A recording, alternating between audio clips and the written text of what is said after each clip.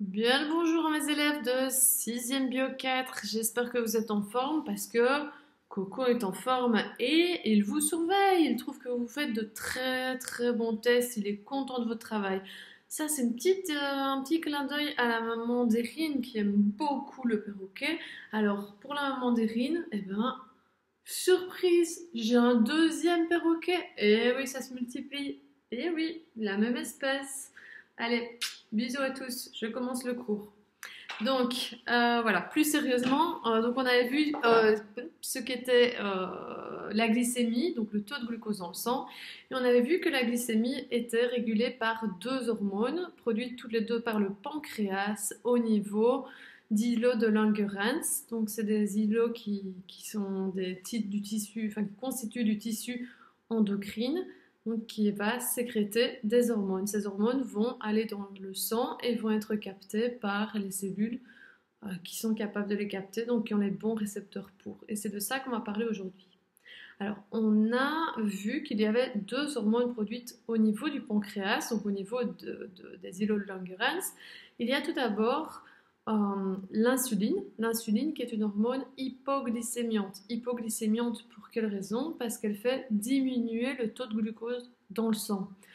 Comment est-ce qu'elle fait ça? Eh bien, elle commande le stockage du glucose par le foie, les muscles et les tissus adipeux. Donc, dans le foie et dans les muscles, c'est sous forme de glycogène, et dans les tissus adipeux, c'est sous forme de lipides. Ok? Alors, le glucagon, lui, qui est une autre hormone, qui est aussi produite au niveau du pancréas, donc des îlots de Langerhans, est produit par les cellules qu'on appelle des cellules alpha. Et le glucagon est une hormone, au contraire, hyperglycémiante, donc qui va favoriser le déstockage du glucose, donc la dépolymérisation du glycogène, c'est-à-dire qu'il favorise la glycogénolyse. Je vous fais du bourrage de crâne avec ce mot-là, et d'ailleurs avec l'autre aussi, puisque l'insuline a l'effet inverse de faire la glycogénolyse. Genèse, j'espère que vous l'avez dit en même temps que moi derrière votre PC ou votre tablette ou votre écran, peu importe. Voilà, donc nous en étions à peu près là dans le cours. Alors, je voulais continuer le cours, donc vous avez tout ça sur papier si vous ne voyez pas très bien.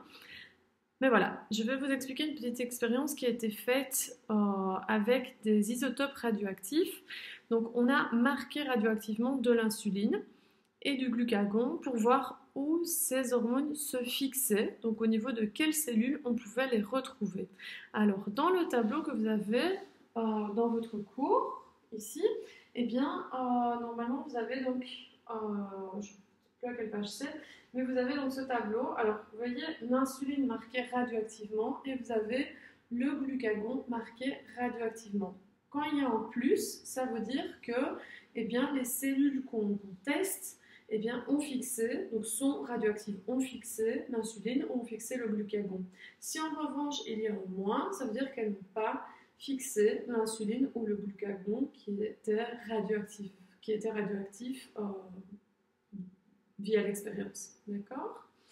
Alors, qu'est-ce qu'on marque? On marque que pour l'insuline, les trois tissus testés, donc les tissus des cellules hépatiques, donc du foie, des muscles ou bien des graisses, eh bien, il y a un plus. Ça veut dire que eh bien, les cellules musculaires, les cellules graisseuses et les cellules du foie sont capables de capter l'insuline et donc sont capables d'avoir ces capteurs à la surface et de recevoir le signal de l'insuline qu'il faut faire absolument des stocks de glucose.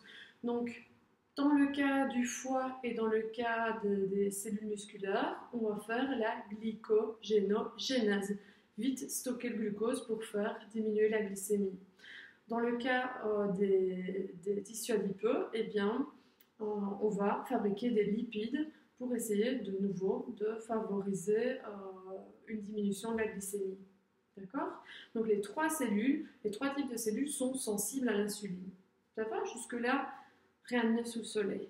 En revanche, ce qui est un peu plus étonnant, c'est les résultats pour le glucagon. Si vous regardez le glucagon, eh bien, il est positif pour les cellules hépatiques. Ça veut dire que les cellules hépatiques, les cellules du foie, peuvent capter le glucagon. et donc faire la glycogénolyse, couper le glycogène en molécules de glucose pour faire réaugmenter la glycémie. Mais en revanche, c'est négatif pour les cellules musculaires et le tissu adipeux. Donc le glucagon n'a pas d'effet sur ces tissus. Ça veut dire que les cellules musculaires et les cellules adipeuses n'ont pas de récepteur spécifique au glucagon. D'accord? Donc le glucagon n'a aucun effet sur ces tissus-là. Je vous en avais touché un tout petit mot. Je crois que Christina m'avait posé une question là-dessus, mais voilà, je n'y avais pas tellement répondu parce que je vous avais dit ça vient plus loin dans le cours. Donc retenez une chose, c'est que l'insuline, eh bien, elle va avoir de l'effet sur 3 types de cellules, les cellules hépatiques, les cellules musculaires et les cellules adipeuses, alors que le glucagon ne va avoir qu'un seul effet, c'est sur les cellules hépatiques et c'est tout. D'accord? Voilà, avec évidemment l'effet inverse et tout ce qu'on a dit jusqu'avant. Voilà. Alors je continue. Hops. Voilà, juste, hop, hop, hop, je suis allée un peu vite. Alors je ne sais pas si vous voyez très bien le schéma, mais ça montre simplement ici, donc une cellule hépatique, enfin, ici on s'imagine qu'il y a la cellule hépatique, sa membrane plasmique, les récepteurs ici, et l'insuline qui vient se fixer dessus.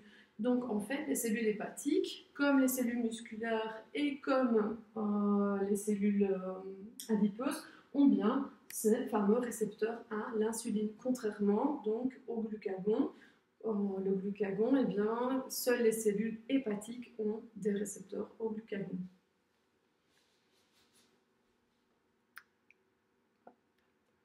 Alors, j'aimerais que vous regardiez cette figure-là correctement.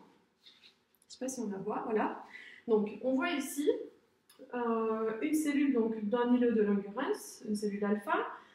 Alors, elle sécrète du glucagon qui va passer dans les vaisseaux sanguins, tout comme les autres hormones. Hein. Donc, les hormones passent par la circulation sanguine et ont un effet sur les cellules qui ont des récepteurs à cet effet. Et donc, quand ces cellules reçoivent l'hormone appropriée, eh bien, elles font quelque chose en réponse à ça. Donc, les cellules qui reçoivent de l'insuline vont stocker du glucose. Les cellules qui ont le bon récepteur, évidemment, vont stocker du glucose. Les cellules qui reçoivent du glucagon vont au contraire en relâcher. Regardez bien cette image-là, il y a une erreur. Cherchez-la. Si vous la trouvez, vous m'écrivez, vous aurez un petit bonus. D'accord? Il y a quelque chose à changer dans le cours là-dedans.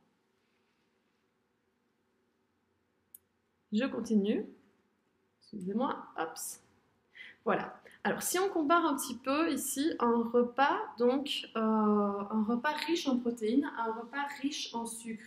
Donc ici, la personne prend un repas riche en protéines, donc dans un premier temps, hein, et on regarde son taux d'insuline et sa glycémie, donc son taux de glucose dans le sang.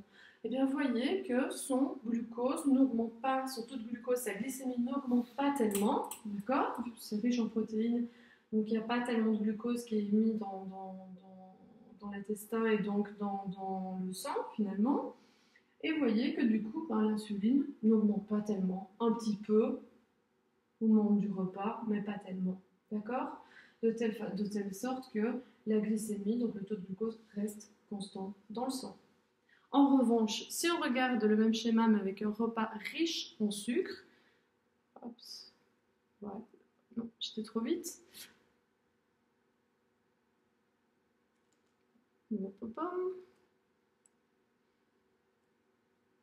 Je cherche les amis, désolé. C'est les aléas du direct. Hein.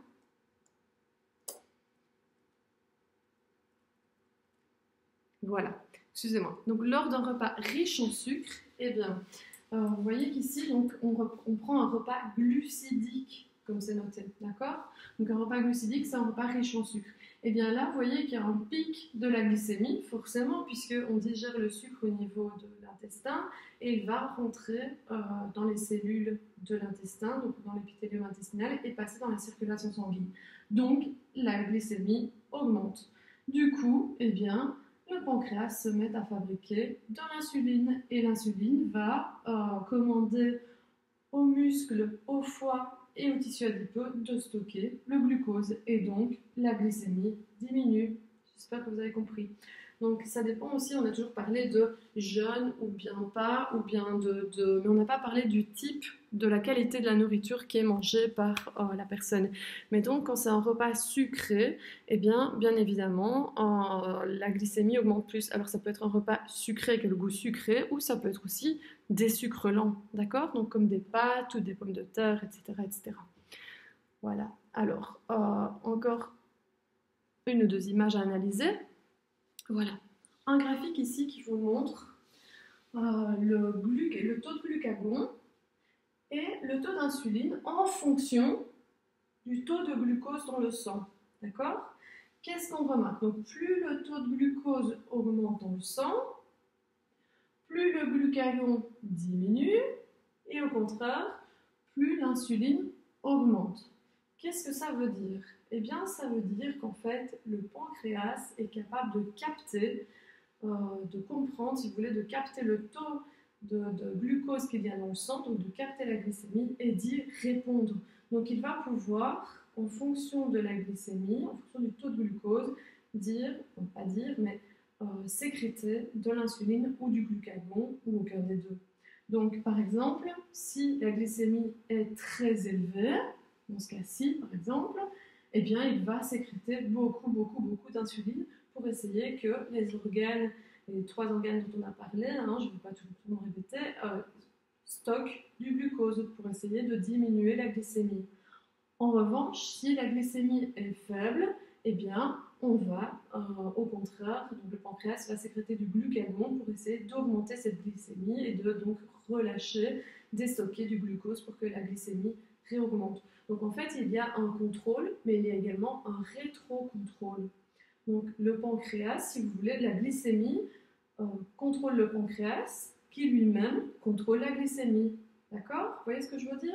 On a parlé de rétro-contrôle l'année passée avec les hormones féminines, les œstrogènes, la progestérone, etc. Donc avec le cerveau qui envoyait des messages aux ovaires, etc. Bon, bref. Mais ici, il y a également un rétrocontrôle. Donc le pancréas lui-même est sensible au taux de glucose et régule le taux de glucose. D'accord? Donc c'est une boucle, on va dire ça comme ça. Ce qui nous permet d'arriver à notre conclusion générale. Oups. Je crois que j'ai encore été un peu vite, excusez-moi. On parlera des rôles du cerveau après parce qu'il y a... Le cerveau joue un grand rôle joue un rôle dans la production de... Oups, hop. Alors, je suis avec un vieux PC, je suis en train de jouer avec 2 PC. Voilà, je crois que là, c'est visible. Donc ça, c'est vraiment un schéma important. C'est ce qui reprend, vous l'avez dans votre cours, encore une fois, ça reprend les explications globales, donc au niveau de la glycémie. Je vais peut-être zoomer encore un peu plus. Oups. Voilà. Alors, donc, je vais essayer de vous l'expliquer comme une madame météo ici, un peu dans le noir, mais c'est pas grave. Alors, imaginons qu'on fasse un bon repas, si possible riche en sucre. D'accord? On fait un bon repas. Forcément, le taux de glucose augmente dans le sang. Voilà pourquoi dans vos notes, prenez vos notes, parce que c'est peu visible. Dans vos notes, il y a hyperglycémie, donc augmentation du taux de glucose dans le sang. Du coup, c'est détecté par le pancréas. Au niveau des îlots de Langerhans, le pancréas va sécréter de l'insuline via ses cellules bêta. D'accord? Et l'insuline, qu'est-ce qu'elle va faire? Elle va donc se promener dans tous les vaisseaux sanguins de l'organisme et elle va être captée par 3 types de tissus, les tissus adipeux, les muscles, le foie, et elle va commander le stockage du glucose. Donc, dans les tissus adipeux, c'est sous forme de lipides, dans les muscles et dans le foie, c'est sous forme de glycogène. D'accord? Et donc, du coup, si le glucose est bien stocké, eh bien, le taux de la glycémie, donc le taux de glucose diminue, et donc il y a un rétrocontrôle négatif sur le pancréas, puisque le taux de glucose diminue, le pancréas n'a plus besoin de produire beaucoup d'insuline. D'accord? Donc voilà cette histoire de rétrocontrôle. Ok? Alors, d'autre part, si je veux prendre dans l'autre sens, imaginons que je ne fasse pas un bon repas, mais que je fasse une période de jeûne ou bien du sport. Je vais peut-être me mettre de l'autre côté, quoique. Donc, imaginons qu'on fasse une activité physique. Voilà, je vais me mettre là, je suis dans l'ombre, mais c'est pas grave. On fasse une activité physique, un jeûne, eh bien, on est en hypoglycémie, on manque de sucre dans le sang. Donc, le pancréas détecte ce manque de glucose, d'accord, et va agir via ces cellules alpha en sécrétant du glucagon. Et le glucagon, donc c'est une hormone hyperglycémiante qui va agir uniquement, on vient de le voir avec l'expérience des isotopes, avec les expériences du glucagon radioactif, qui va agir uniquement sur les cellules du foie, les cellules hépatiques. Et donc les cellules du foie vont favoriser la glycogénolyse, donc vont relâcher du glucose dans le sang, et donc le glucose va réaugmenter dans le sang.